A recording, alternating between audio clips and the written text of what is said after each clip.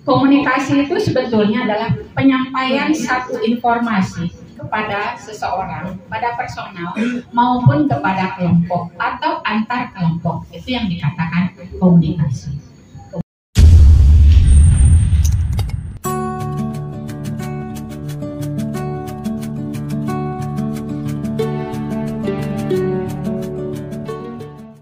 Baik, terima kasih Dr.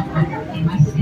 Mungkin saya tidak akan berikan sambutan apa-apa lagi ya, karena sudah diwakili oleh Pak Dr. Iki juga oleh panitia. Bismillahirrahmanirrahim. Assalamualaikum warahmatullahi wabarakatuh. Waalaikumsalam.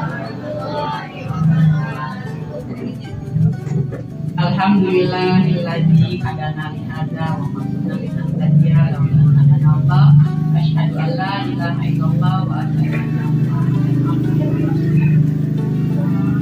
Marilah kita bersama-sama panjatkan puji syukur kehadirat Allah Subhanahu wa taala yang telah melimpahkan rahmat dan karunia-Nya kepada kita bersama, sehingga pada hari ini kita dapat berkumpul di satu ruangan yang tidak sejuk ya, di suasana yang sangat sejuk. Selawat serta salam marilah kita panjatkan kepada Nabi kita Muhammad SAW. Baik, seminar kita yaitu mengenai komunikasi efektif guru dan siswa. Sekarang Ibu tanya dulu, siapa yang pernah dilukai hatinya oleh seorang guru? Siapa? Bareng? Sama siapa? Sama cewek. Oh, sama cewek. Dikira oleh seorang guru. Siapa? Coba ngacung. Siapa yang pernah dilukai hatinya oleh seorang guru? Ya, malu yang menjawab. Baik, ini perlu kita seminarkan. Kenapa? Karena kita kan calon-calon guru. Banyak sekali kasus ya, di beberapa sekolah. Mereka berhenti sekolah bukan karena tidak mampu membayar sekolah, tapi karena kecewa dengan kata-kata yang dikeluarkan oleh seorang guru. Itu pernah bertemu dengan seorang murid. Dia bersekolah di homeschooling Kak Seto. Ketika ditanya kenapa dia memilih homeschooling Kak Seto, nah, karena ternyata ibunya sudah berkeliling ke beberapa sekolah di Jakarta, di Bandung, di Palembang, di mana-mana. Ternyata anak itu pernah kecewa. Kalau bahasa Sundanya mungkin kira ya, cuma ngomong gini, lah kamu begitu aja kok nggak bisa gitu kan. Nah, ini kata-kata yang sifatnya menyepelekan. Nah, jadi kalau kita seorang guru itu nanti ini perlu dijaga ya, perlu dijaga komunikasi yang efektif. Nah, kemudian ketika seorang guru melihat muridnya tidur terus, apakah murid itu benar-benar malas atau dia sakit atau mungkin ada sesuatu yang membuat dia mengantuk? Ada satu kasus, seorang anak sangat pintar, menyukai mata pelajaran yang diajarkan oleh gurunya tersebut. Tapi pada hari itu dia tidur saja, tidur di kelas sehingga gurunya mengatakan seperti ini, Aldo, kamu tidak suka ya dengan pelajaran ibu? Ibu merasa kecewa, kamu tidak menghargai ibu ya? Akhirnya Aldonya tidak mau masuk lagi ke sekolah. Besoknya dia tidak sekolah lagi. Dia kecewa dengan kata-kata gurunya itu. Setelah ditanyakan ke guru bagian bimbingan konseling, ternyata anak tersebut bukan malas, bukan tidak menghargai guru tersebut, tapi karena dia menjaga ibunya yang sedang sakit di rumah sakit. Nah, jadi disinilah kita perlu mempelajari bagaimana trik-trik dalam komunikasi ya. Jadi komunikasi itu sebetulnya adalah penyampaian satu informasi kepada seseorang, pada personal maupun kepada kelompok atau antar kelompok. Itu yang dikatakan komunikasi. Kemudian menurut siapa tadi itu? Tidak lupa pendapatnya. Nah, We cannot not communicate katanya. Jadi setiap manusia ini bangun tidur itu sudah mulai berkomunikasi dengan teman sekeluarga, serumah, atau dengan Tuhannya. Itu manusia. Meskipun orang tersebut tidak bisa bercakap-cakap atau berbahasa, dia tetap berkomunikasi menggunakan bahasa isyarat. Jadi manusia ini tidak bisa tidak berkomunikasi antara satu dan yang lainnya. Ya, baik, kita lanjut ya.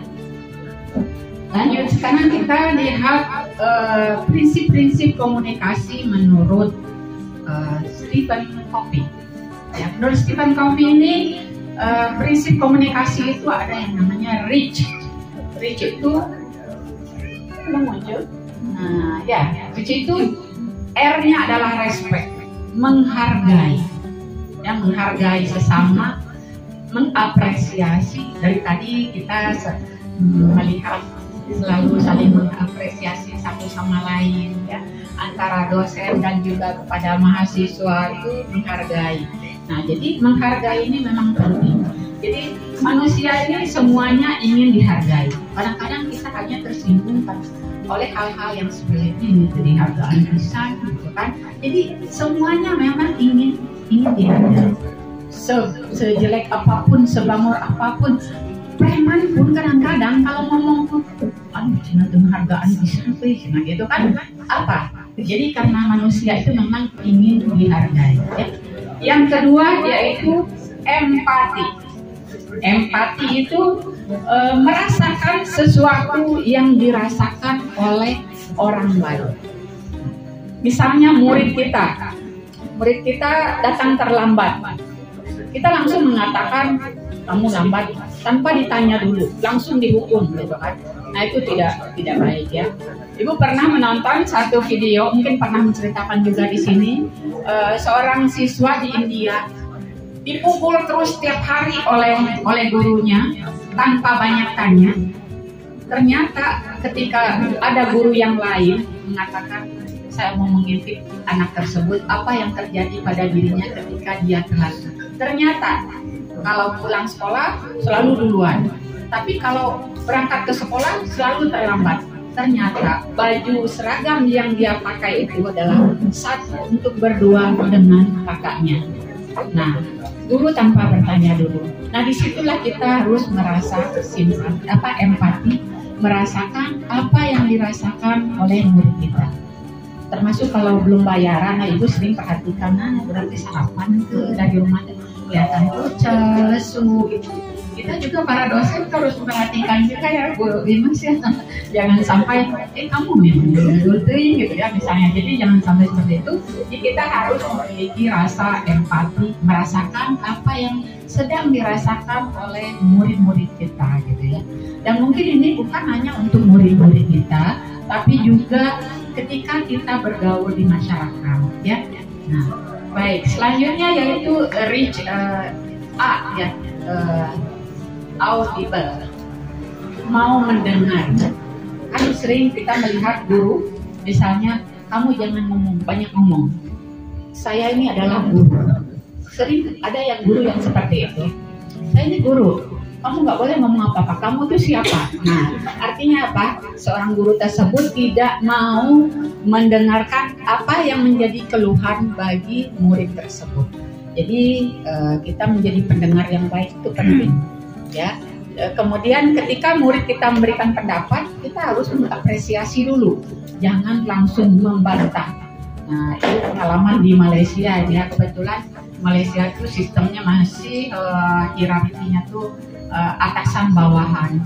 Jadi kadang-kadang mahasiswa di Universitas Malaya itu tidak mau bertanya hanya karena takut melanggar hierarki atasan bawahan. Jadi profesor bertanya, siapa ya, any question atau masih ada lagi pertanyaan? Tak boleh, karena kami di sini dilarang banyak cakap, nanti melanggar aturan kepada profesor. Itu di Universitas Melayu ya, tapi nggak tahu kalau yang lain. Nah, itu yang ibu tahu. Pernah ibu mendengar seperti itu. Nah, ini tidak boleh. Padahal seorang guru itu harus mendengar. Reach itu audible, mau mendengarkan apa yang menjadi saran-saran atau masukan-masukan atau pendapat-pendapat yang akan dijelaskan oleh murid kita. Baik, selanjutnya yaitu clarity, mengklarifikasi. Klarifikasi sesuatu, misalnya kita mendapat informasi dari seseorang mengenai si A, mengenai murid kita, langsung kita menerima atau memberikan punishment atau hukuman kepada murid kita bahwa anak ini kemarin ketemu di anu. Tanpa diklarifikasi dulu, kita langsung memberikan hukuman kepada dia. Ini juga tidak baik ya. Jadi kita sebaiknya harus menerima informasi itu dengan kejelasan ya. Baik, selanjutnya humble itu rendah hati. Menjadi guru tidak boleh merasa diri lebih tinggi daripada murid kita. Saya ini guru, kamu itu siapa? Atau saya ini dosen, saya dosen loh, gitu kan? Jangan sampai begitu. Jadi ini bekal bukan hanya untuk Anda jadi guru, tapi nanti mungkin suatu saat Anda di sini ada yang menjadi dosen, melanjutkan S2, S3, kemudian jadi dosen. Dan ini penting ya, prinsip-prinsip komunikasi ini penting. Jadi harus rendah hati. Rendah hati ini merasa bersahabat dengan murid. Ini penting. Kenapa? Ketika kita rendah hati dan kita bersahabat dengan murid kita, itu murid itu akan segala curhat yang tidak pantas pun dia akan terbuka dengan gurunya. Kadang-kadang karena kita rendah hati, itu murid lebih dekat kepada gurunya daripada kepada orang tuanya sendiri. Ya, baik, lanjut lagi.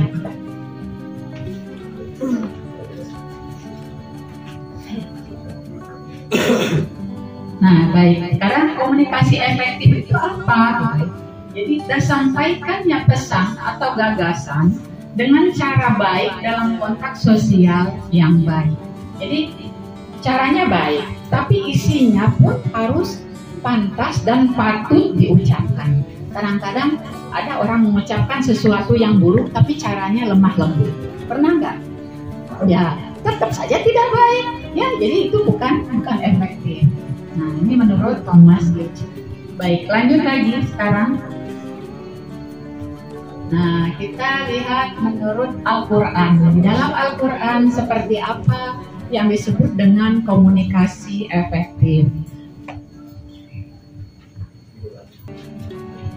Qaulan baligha, perkataan tepat sasaran. Nah, ketika kita menyampaikan sesuatu tidak sesuai umur atau menceritakan sesuatu kemewahan kepada murid kita, pada kita mengajarnya di pedesaan, cocok tidak? Ya, itu tidak tepat sasaran. Jadi harus menyesuaikan waktu dan tempat juga ya. Jadi yang efektif itu yang baik, isinya baik, sesuaikan waktu dan tempat.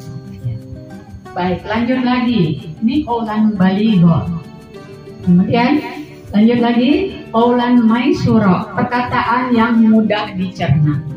Nah, misalnya kita mengajar di pedesaan, tapi kita menggunakan bahasa-bahasa asing, bahasa-bahasa ilmiah yang sulit dicerna oleh murid kita di pedesaan. Nah, ini juga tidak efektif ya. Jadi sesuaikan di mana kita mengajar. Kan ada pepatah mengatakan di mana bumi dipijak, di situ langit dijunjung ya, seperti itu. Baik, lanjut lagi. Nah, qaulan layyina, jadi perkataan yang lemah lembut. Nah, perkataan yang lemah lembut ini bagian dari komunikasi efektif. Next lagi. Kemudian qaulan ma'rufa, perkataan yang baik dan bernilai. Ini juga termasuk komunikasi efektif menurut Al-Quran.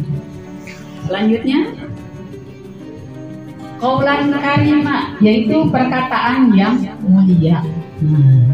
Jadi ini prinsip-prinsip komunikasi efektif di dalam Al-Quran ya. Next lagi, Qaulan sadida, perkataan yang benar. Jadi harus mudah dicerna, baik, lemah lembut, kemudian mulia, kemudian harus benar. Jangan membohongi murid. Ya, tidak boleh menceritakan sesuatu yang mengarang-ngarang gitu ya, membohongi murid. Baik, lanjut lagi. Nah, ini di dalam Quran surat An-Nisa, katakanlah kepada mereka perkataan yang berbekas pada jiwa mereka. Jadi membekas itu artinya apa ya? Nerap. Bahasa Sundanya nerap ya, melekat di dalam diri anak tersebut. Jadi yang menyentuh. Next lagi. Lanjut lagi dia. Ya, ini Al-Quran melarang kita melakukan komunikasi yang tidak efektif. Qul khairan aw liyasmut, kalau tidak bisa mengatakan sesuatu yang baik, lebih baik diam. Jadi ini prinsip di dalam Al-Quran. Nah, jadi komunikasi efektif dalam pendidikan itu adalah pembelajaran atau proses transformasi pesan ilmu pengetahuan dari guru kepada muridnya, di mana peserta didik mampu memahami maksud pesan dengan tujuan yang telah ditentukan sehingga menambah ilmu pengetahuan. Kadang-kadang kalau kita memberikan sesuatu yang tidak efektif, ilmu itu tidak melekat di dalam diri murid tersebut. Yang ada teh keheuleuh ka guruna gitu ya. Duh, kesel saya mah sama guru eta ngomongnya kayak gitu, kalau nyuruh teh enggak enak gitu kan. Jadi kita tidak mau menyuruh. Jadi harus yang bisa melekat di dalam dirinya. Next lagi. Nah, ini bagaimana cara membangun komunikasi efektif dengan siswa? Yang pertama, belajar menjadi pendengar yang baik. Jadi kita dengarkan apa yang menjadi keluhannya, apa yang menjadi permasalahan bagi dia. Ya? Nah, yang kedua, memberi kesempatan siswa menuangkan isi pikiran-pikirannya. Jadi jangan merasa diri kita adalah paling benar.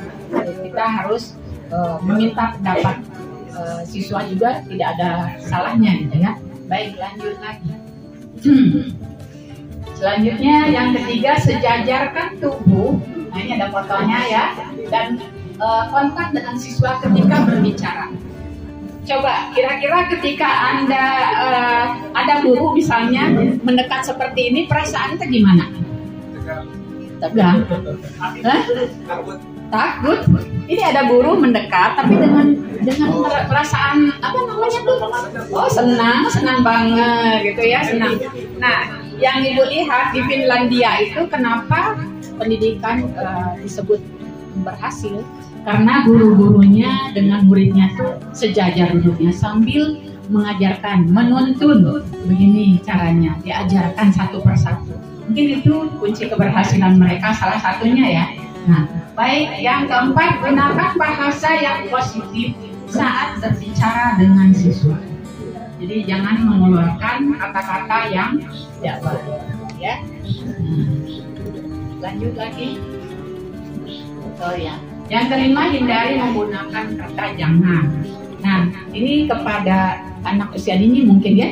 Kalau kata jangan itu istilahnya gimana ya? Lebih baik kita bertanya dulu kepada dia. Misalnya kalau ibu dulu ya, contoh pada anak itu ketika masih kecil, pengen jajan, pengen ini, pengen itu biasanya ditanya dulu, gunanya untuk apa, uangnya ada atau tidak, diajak berdialog dulu. Jadi panjang. Jadi akhirnya dia sendiri yang menjawab apa yang dia butuhkan, perlu atau tidak. Nah, seperti itu. Kalau kita langsung mengatakan jangan, itu kesannya gimana ya? Dia tidak diberi alasan yang tepat. Jadi dengan berdiskusi dengan dia akan mendapat jawaban bagi dirinya sendiri gitu ya. Ya, baik, lanjut. Ya, yang keenam, bicara dengan jelas dan singkat agar siswa mengerti. Nah, yang keenam, perhatikan bahasa tubuh siswa dan pahami yang disampaikan oleh siswa.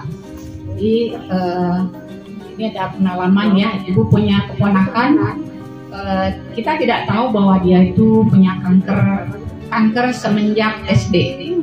Sekolahnya malas sekali, sampai gurunya bingung, ini anak kenapa ya, kok malas banget gitu. Ibunya juga tidak sanggup mendidik dia, sehingga dititipkan di Bandung, dititipkan ke ibu ya. Jadi katanya tolonglah anak saya itu nggak bisa saya mendidiknya lagi. Sekolahnya udah pindah-pindah kemana-mana gitu ya. Nah, akhirnya sekolah di Bandung, tamat SD. Setelah tamat SD, dimasukkan ke pesantren yang di Dago, Baussalam, nggak beres. Dimasukkan lagi ke pesantren di Garut, nggak selesai. Nah, ternyata setelah usia 31 tahun dia sudah menikah. Dalam rumah tangga juga seperti itu, kayaknya tuh gimana ya, nggak sehat gitu. Anaknya 2, dia kena sakit. Dokter bertanya, katanya ini anak sekolahnya tamat nggak sih, kata dokter. Tidak dok, ini penyakitnya sudah lama, sudah dari semenjak kecil. Jadi kankernya itu sudah lama di otak, sehingga malas berpikir. Jadi kalau kita menjadi guru itu ada baiknya mengecek ya, memperhatikan anak ini kenapa bawaannya tidur, seperti malas. Ya, jangan menjudge langsung, wah ini malas atau apa gitu. Jadi perlu kita ajak orang tuanya berbicara, apa baiknya dia dibawa ke psikolog atau dicek kesehatannya gitu. Anak kecil yang amandel juga sering bawaannya tuh tidur itu di kelas. Jadi kalau nanti punya murid yang kelakuannya aneh-aneh seperti itu, nah kita harus sabar dan komunikasinya harus tingkat dewa sabarnya. Ya baik, selanjutnya yang ke-7. Oh ini udah tadi ya. Ada lagi selanjutnya? Habis. Nah baik, selanjutnya ini ada film. Dari film ini judulnya mungkin beda ya, judulnya mungkin beda, tapi bagi Anda sebagai calon guru bisa melihat seperti apa guru dalam film ini, keefektivitasannya dalam berkomunikasi terhadap muridnya. Ya, silakan mangga ini ada 2 film pendek. Siapkan tisu ya untuk menonton film. Halo semuanya, di video kali ini saya mau bahas film Bollywood, sebuah film yang dirilis tahun 2007 dibintangi sama Amir Khan. Judulnya Tari Zameen Par. Film ini kalau ditonton langsung sedih banget boy dan syarat makna. Semoga cara saya bercerita bisa menghibur kalian semua. Yuk langsung aja kita mulai. Film bercerita tentang seorang anak yang bernama Ishan. Dia ini adalah anak yang masih duduk di kelas 3 SD. Ishan ini adalah anak penderita disleksi atau anak yang kesulitan dalam belajar. Jadi di kondisinya yang sekarang, Ishan masih belum bisa baca tulis dan menghitung. Dia lebih tertarik pada hal lain daripada mengikuti belajar di kelas. Di sekolahnya, dia jadi anak yang tanda petik paling bodoh karena selalu dapat nilai paling rendah di kelas. Di rumah, dia bukan anak satu-satunya. Dia punya kakak laki-laki bernama Johan. Beda dengan Ishan, Johan adalah anak yang paling pintar. Hampir semua mata pelajaran dia mendapat nilai yang terbaik. Bertolak belakang dengan Ishan yang selalu menjadi terbelakang di kelas. Ishan memang tak tertarik dengan pelajaran sekolah. Dia lebih tertarik untuk bermain dan menemukan sesuatu yang baru di luar sekolah. Suatu ketika, Ishan berkelahi dengan tetangganya yang bernama Rajin. Rajin kesal karena Ishan melempar bola ke arah yang salah sehingga permainan Rajin dan teman-temannya berhenti. Gak cuma marah-marahin Ishan, Rajin juga memanggil Ishan dengan sebutan idiot. Keadaan pun makin tegang sampai mereka baru hantam. Ishan mendapatkan luka di kepala sedangkan Rajin dapat luka gigitan. Hal ini pun membuat Ishan kesal karena gak di sekolah, gak di lingkungan tetangganya, dia dapat perlakuan yang sama. Ketika pulang ke rumah, ternyata emaknya si Rajin datang ke rumahnya, ngomelin orang tuanya Ishan, minta tanggung jawab karena si Rajin luka-luka. Padahal situasinya pada saat itu, Ishan juga mengalami luka yang sama. Bukan ngebela anaknya, si bapak malah langsung nampar Ishan karena bukan sekali ini aja Ishan buat masalah. Bahkan, si bapak mengancam kalau sekali lagi Ishan buat masalah, dia bakal dikirim ke sekolah asrama. Di sekolahnya, Ishan seringkali dimarahi gurunya karena gak bisa diikuti pelajaran dengan baik. Pernah sekali, Ishan disuruh bacain satu kalimat, tapi dia nggak bisa membacanya karena menurutnya huruf-huruf yang ada di buku tersebut menari-nari. Isyan mengatakan hal yang sejujurnya. Memang seperti itulah yang dilihat oleh penderita disleksia. Tapi gurunya menganggap Isyan lagi ngelawak di kelas. Ibu guru ini terus aja maksain Isyan buat baca dengan benar, sampai akhirnya karena nggak tahan dibentak terus, Isyan cuma ngerubah nggak jelas.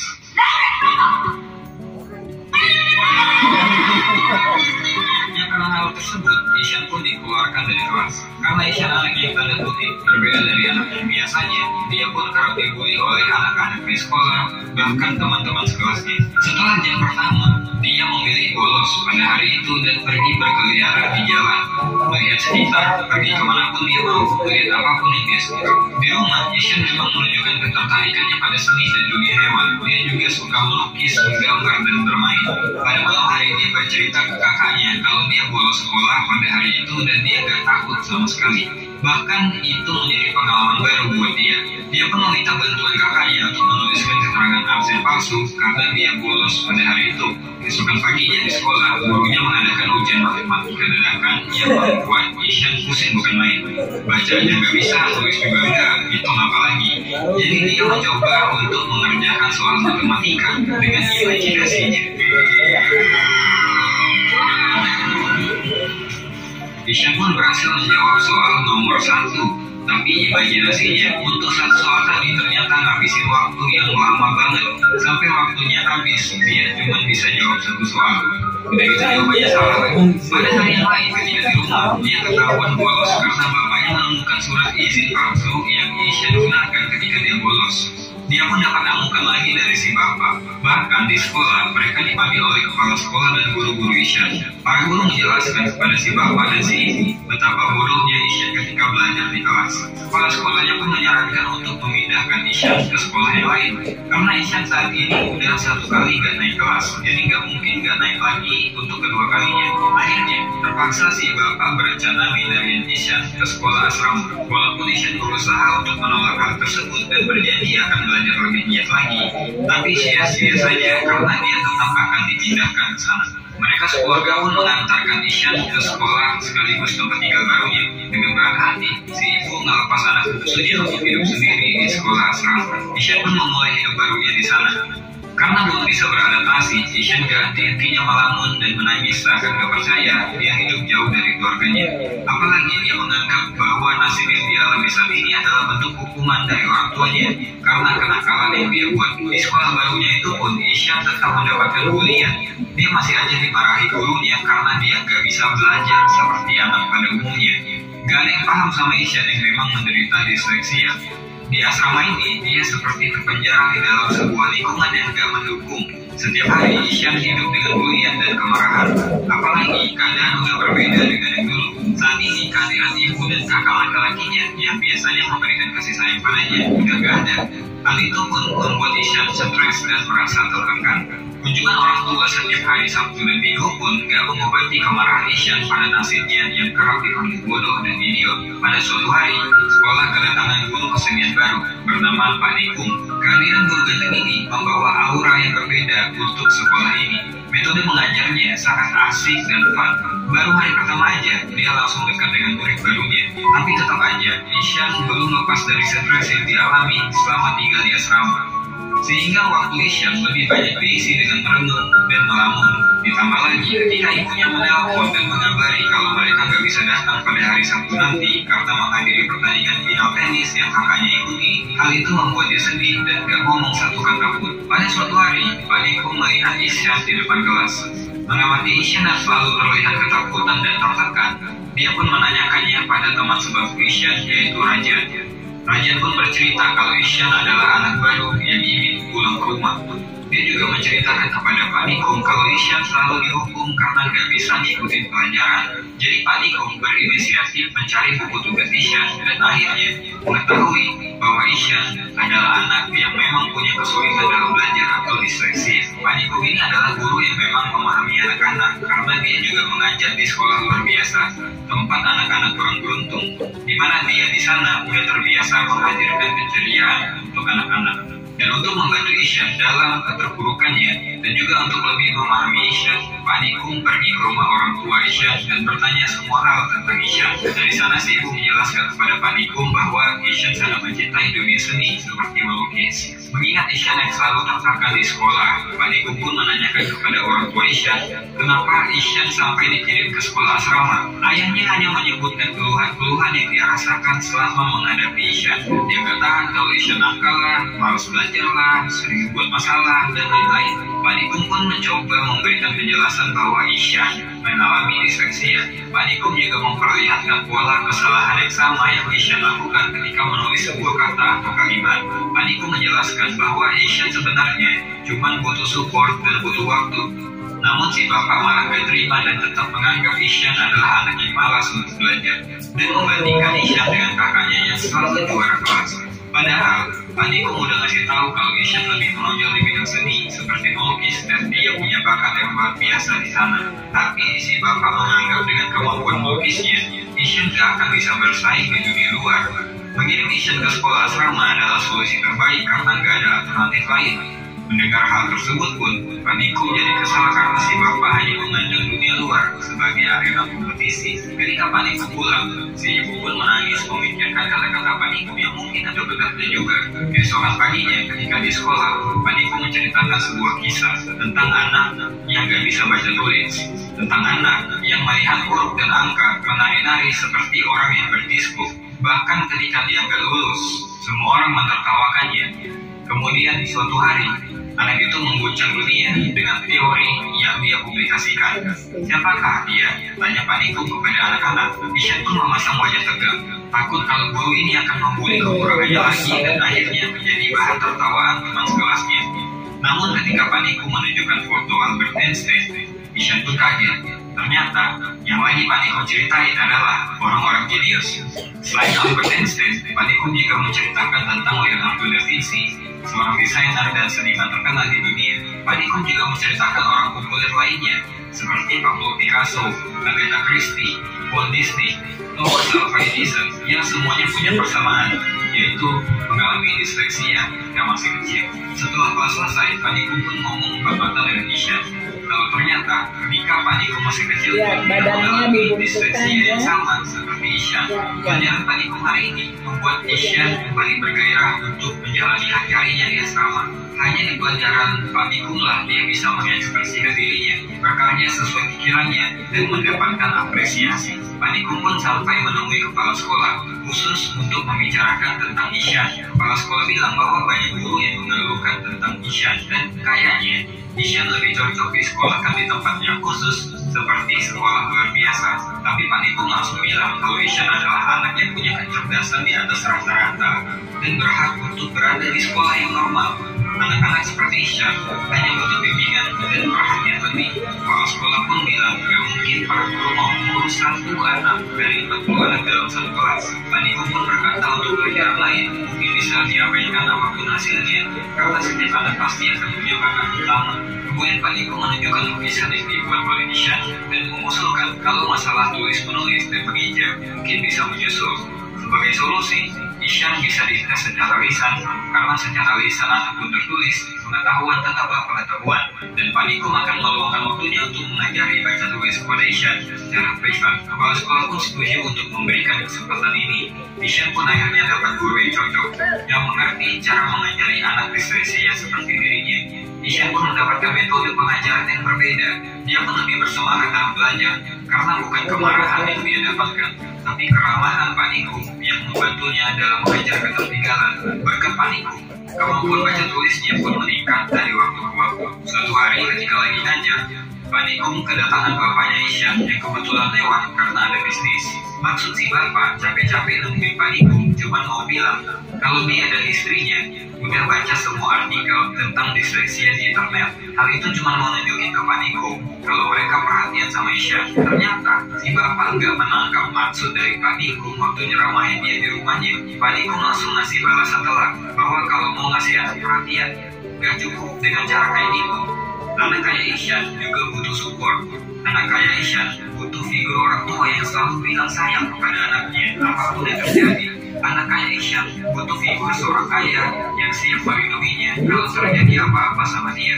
Si bapak pun langsung sadar bahwa selama ini dia nggak pernah memberikan kasih sayang pada Isyan selain kemarahan atau pukulan jika Isyan anggap. Dia pun pergi meninggalkan ruangan Pak Nikung dengan perasaan malu. Apalagi ketika di luar, dia melihat Isyan yang lagi baca mandi. Si bapak gak bisa nahan air matanya. Pada suatu hari di asrama tersebut mengadakan lomba melukis. Semua orang boleh ikut termasuk para guru. Ketika lomba dimulai, Pak Nikung mencari Isyan kemana-mana. Tapi sampai lomba dimulai, Isyan pun gak kelihatan. Ternyata sebelum acara dimulai, saat semua orang masih tidur, Isyan bangun pagi-pagi dan pergi ke kolam di mana di sana dia mencari inspirasi untuk bahan lomba melukis. Isyan pun datang sesaat setelah acara dimulai. Isyan memproyeksikan pemandangan yang dia ingat menjadi sebuah lukisan yang luar biasa mengagumkan banyak orang. Pak Nikung yang melihat lukisan Isyan pun kagum sama karyanya. Isyan pun juga gak bisa menahan harunya ketika dia melihat hasil lukisan Pak Nikung. Ternyata modelnya adalah dirinya sendiri. Dan pengumuman yang ditunggu-tunggu pun tiba. Kepala sekolah mengumumkan bahwa perlombaan ini dimenangkan oleh Isyan. Isyan Nanda Kishore Awadriya.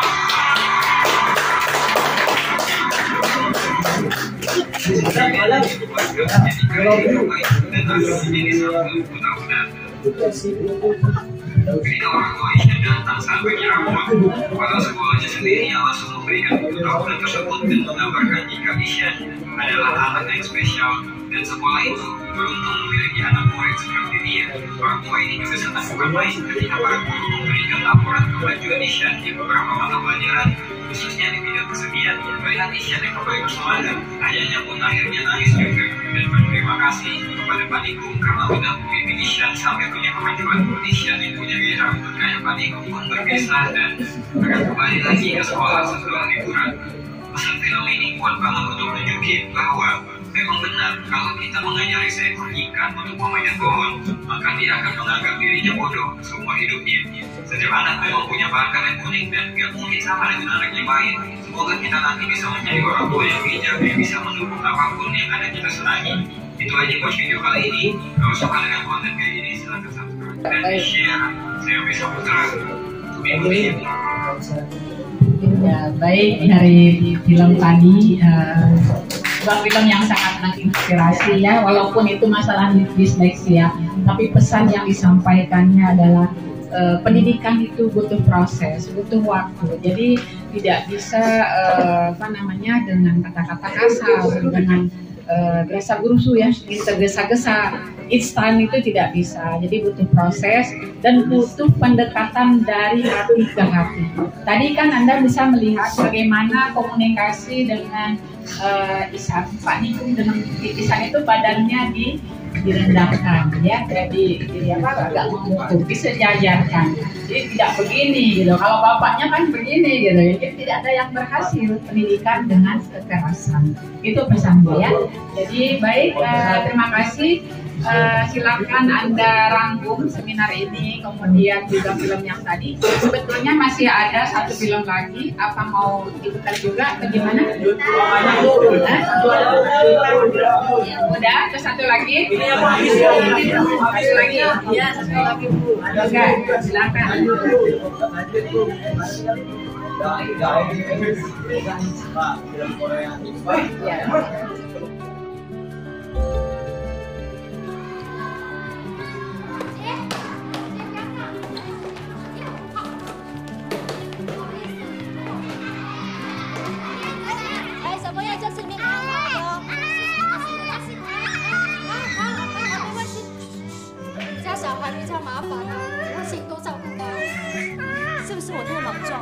我知道有些小朋友不喜欢人家碰。不会，那是我带钱问你啦。拍谁带我一个，我处理好这个代志啦哈。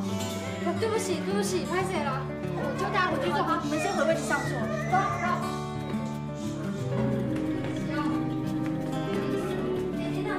好了，来，各位妈妈们，我们到教室外面等哈，我们要开始上课喽。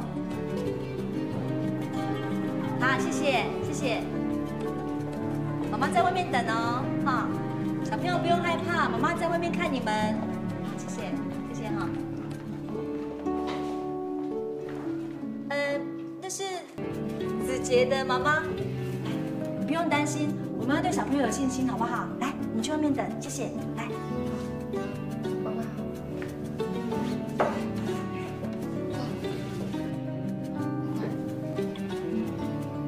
子杰的妈妈，我跟你讲，你放心哈。 交给我哈，没关系，没问题的，好不好？好，来，我去外面等。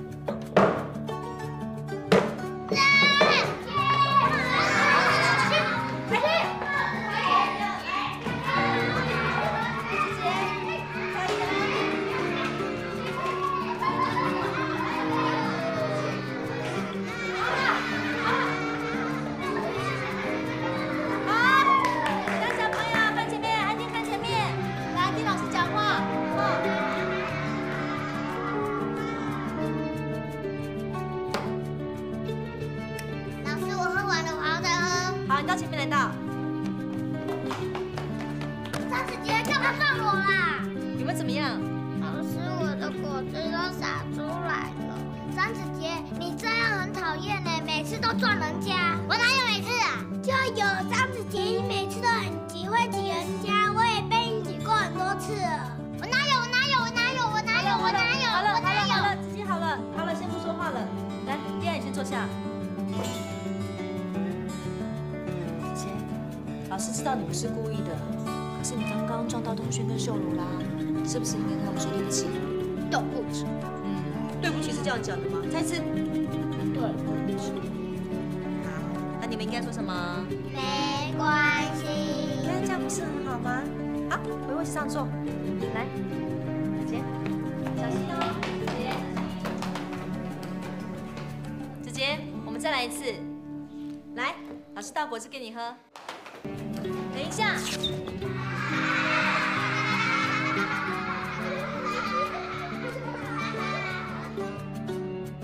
慢慢来，慢慢来，慢慢来，慢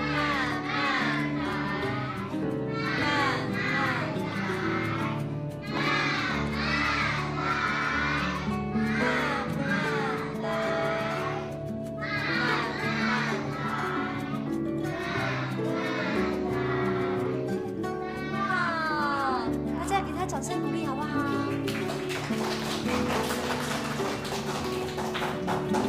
真的很好哦，真的很好。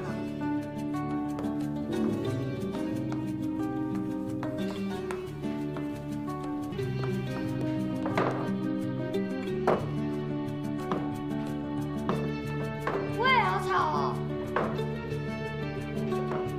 老师，好吵哦！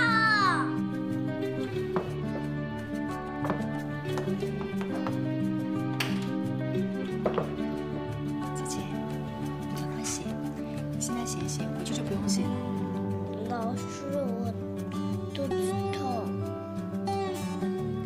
所以你要赶快写啊！等一下去操场打球就不会痛了。好。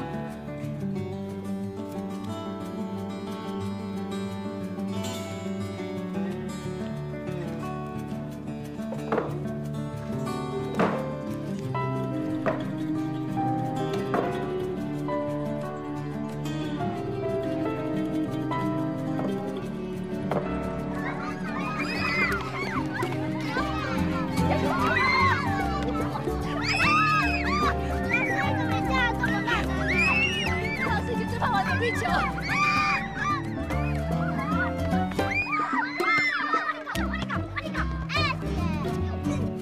子杰，轻轻的哦，不可以打头。子杰不可以打头，轻轻的，轻轻的。等等，我可以接高标。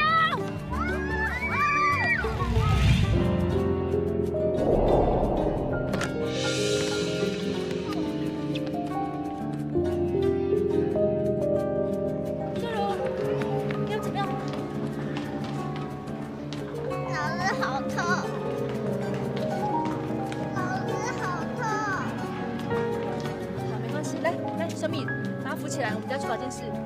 那个于杰，你管一下秩序，要全班跑操场。好，老师马上回来。好，走。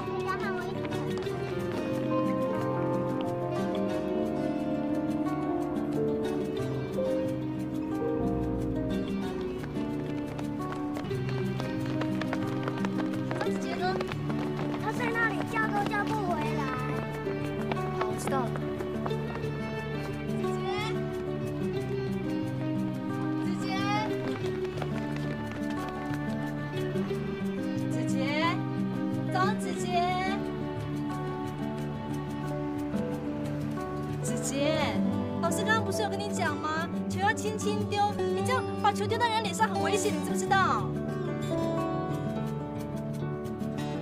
子杰，子杰。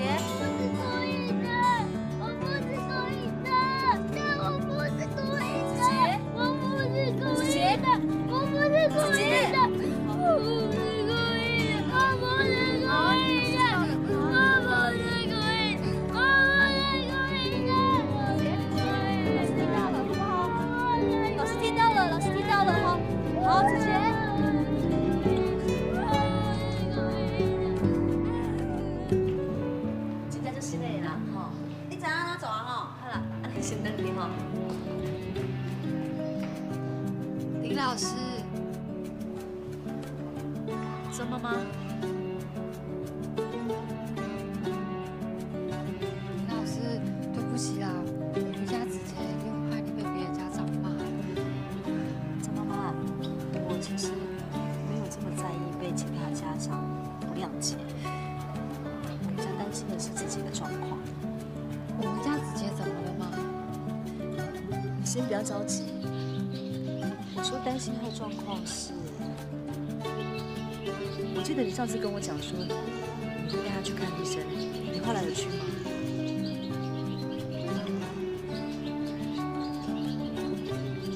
没有啦。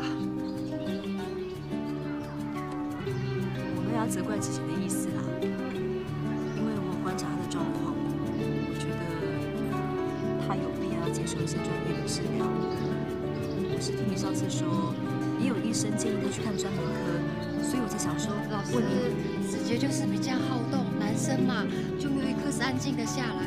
可是你可以跟他用说的，跟他好好说，他一定会。先不要紧张，男生都是这个样子的，调皮捣蛋，东摸西摸。我必须老实跟你讲，班上的男生没有像子杰这样子，情绪没有办法受控制的。我这样跟你讲，不是要打击你的意思。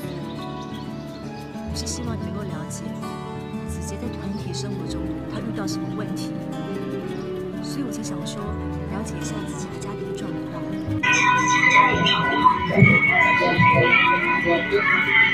你请想办法为自己找出方法，你懂我的意思吗？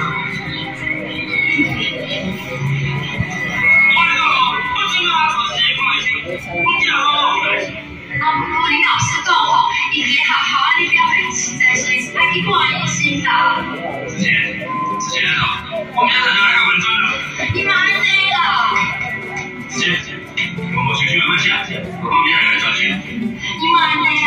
佳佳，今天转学，张老师我情况好，你们一起去玩这个班。不要，不讲。我不要。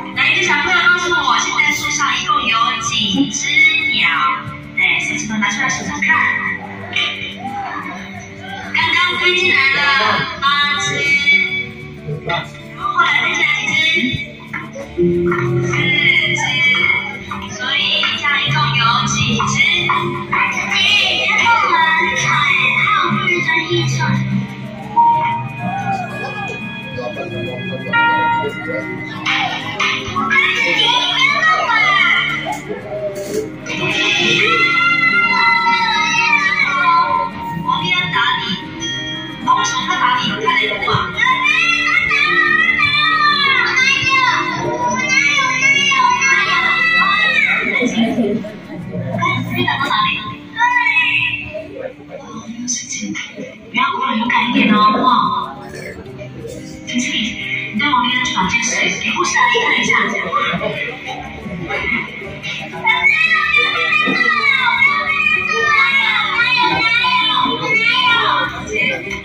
谁为什么会打我呢？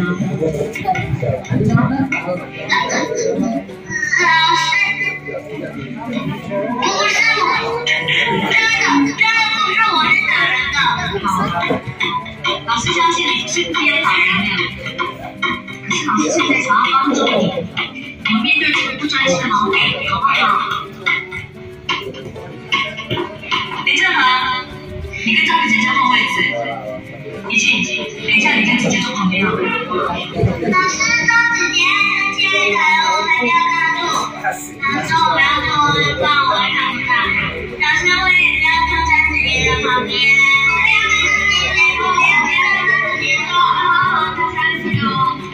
老师再问一下，有没有人要跟张子杰换位置？还是要张子杰坐旁边的？有没有？多少？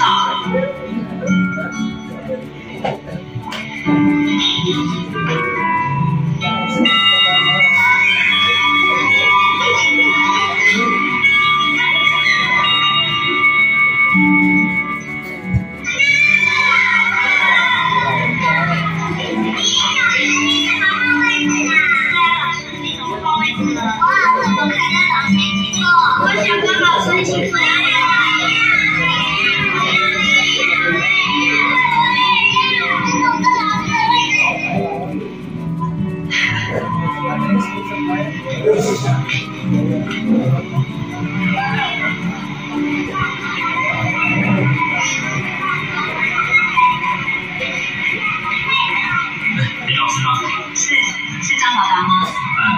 你迟到了，我们的课已经开始。办公室一件事情还没处理完，我是排除万难我才赶过来。为了子杰，你是应该排除万难的。李老师，我知道你很疼子杰，但是有什么事可不可以直接跟妈妈沟通就好？工作真的很忙。张妈妈，你知不知道今天来参加这些亲子成长班的父母，几乎都是双薪家庭。他们平常也都要为生活奔波，可是他们知道经历这个成长班，但是他们多高兴，是抢着要报名来参加的耶。可是他们觉得是要排除万难吗？他们认为这是理所当然。来，我们这一组说话。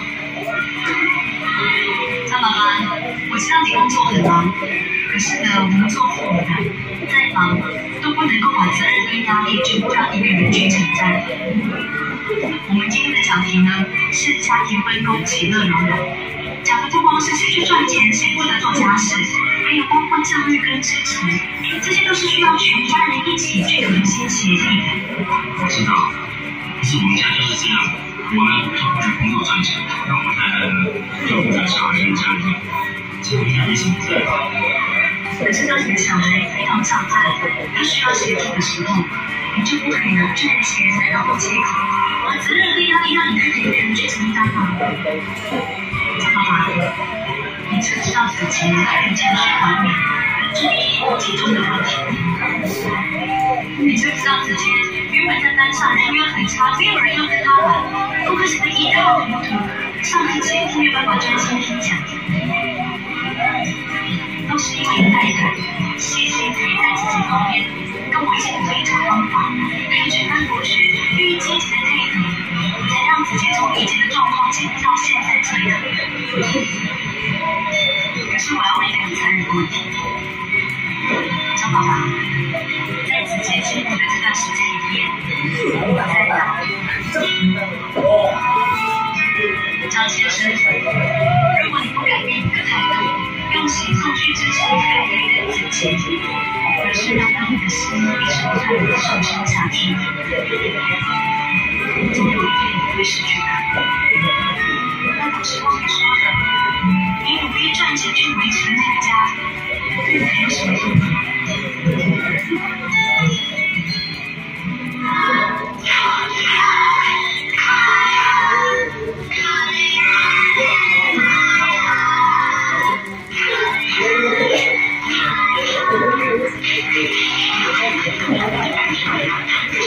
各位小朋友，我们今天的生日 party 啊，有一个小小的惊喜。谢哦。我们是邀请了2位特别来宾，来，大家掌声鼓励，欢迎张子杰的妈妈跟妈妈。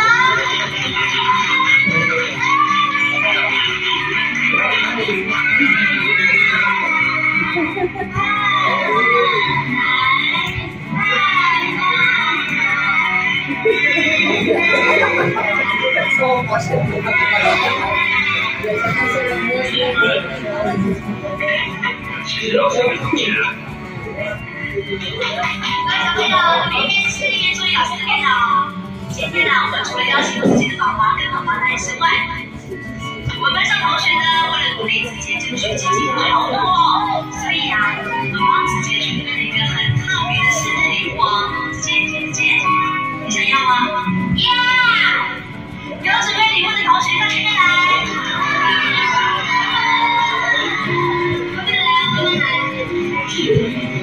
张子杰，我最喜欢你的笑声，每次在一起呵呵的一起笑，不好笑的事，你会觉得很好笑。